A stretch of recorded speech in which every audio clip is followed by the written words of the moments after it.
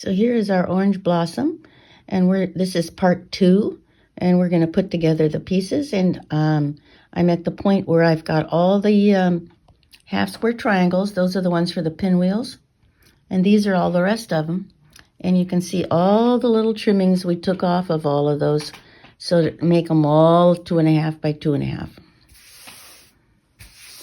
It's quite a mountain of stuff. Now we can assemble our blocks. Okay, so we'll get started on that. Hi, this is Marlene.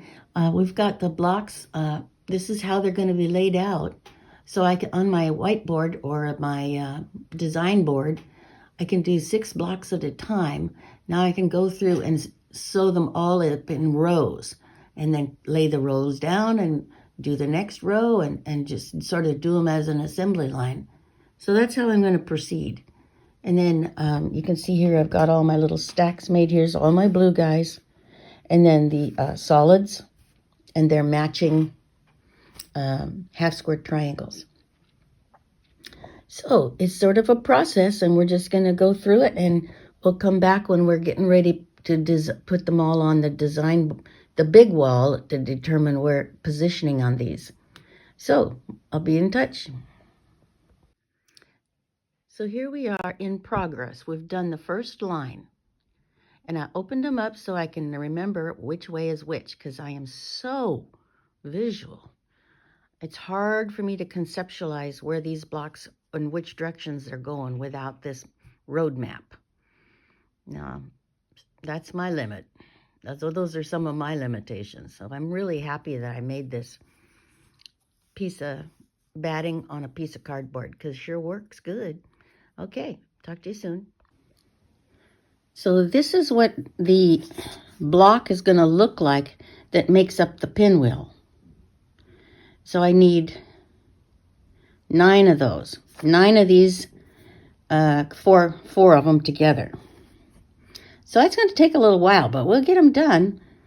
And I guess I did use a little bit of green in my choices, but what I found was that if I needed a little bit more green, this green from the Lamb Farms designs would go real pretty with these guys. And so if I need that for the border, I'll use that. I know I have more of that green in my Lamb Farm extras.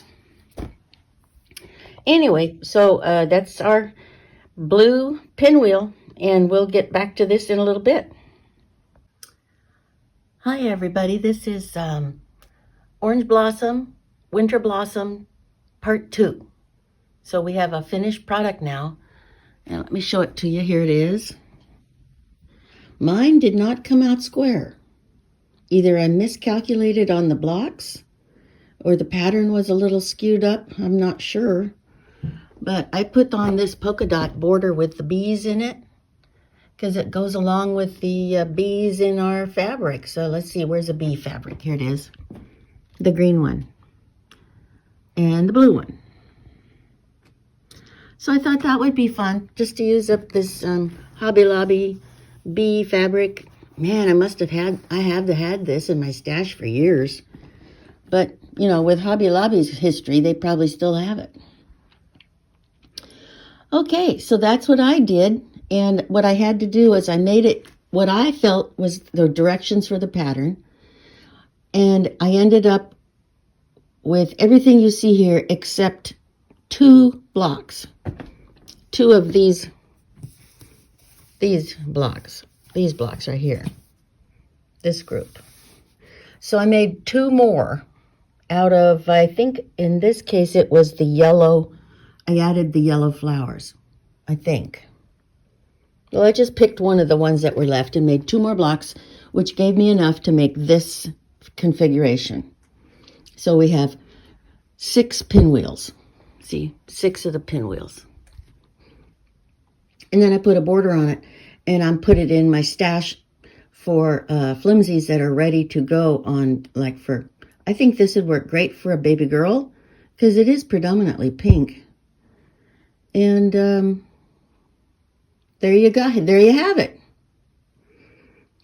Show me what you're making, okay? Please leave a comment and thumbs up, and thank you for your time. Talk to you soon. Bye.